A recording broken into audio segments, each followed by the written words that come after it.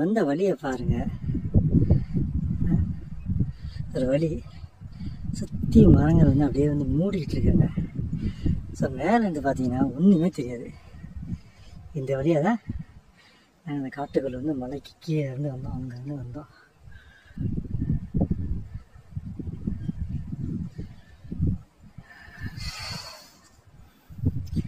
இந்த மலை பயணம் உங்களுக்கு எப்படி இருக்குது?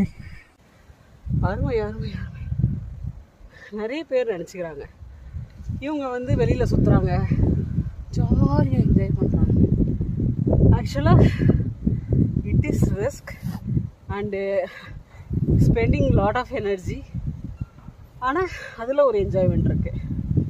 நிறைய பேர் என்கிட்ட கேட்குறீங்க, ட்ரெக்கிங் எங்களை கூப்பிட்டு போகக்கூடாதா, அவுட்டிங் போகும்போது எங்களை கூப்பிட்டு போகக்கூடாதுன்னு கேட்குறீங்க. வாஸ்தவம் தான், உண்மை தான். ஆனால் ஃபஸ்ட்டு உங்களுக்குள்ள நீங்களே வந்து கேட்டு பார்த்துக்கோங்க.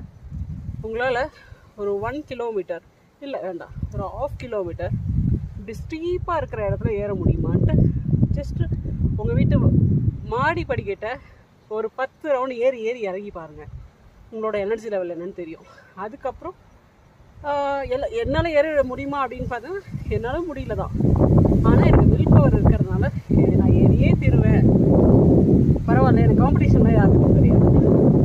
ஸோ அதனால் நான் ரெஸ்ட் எடுத்து டைம் எடுத்துனாச்சும் நான் ரீச் பண்ணிடுவேன்.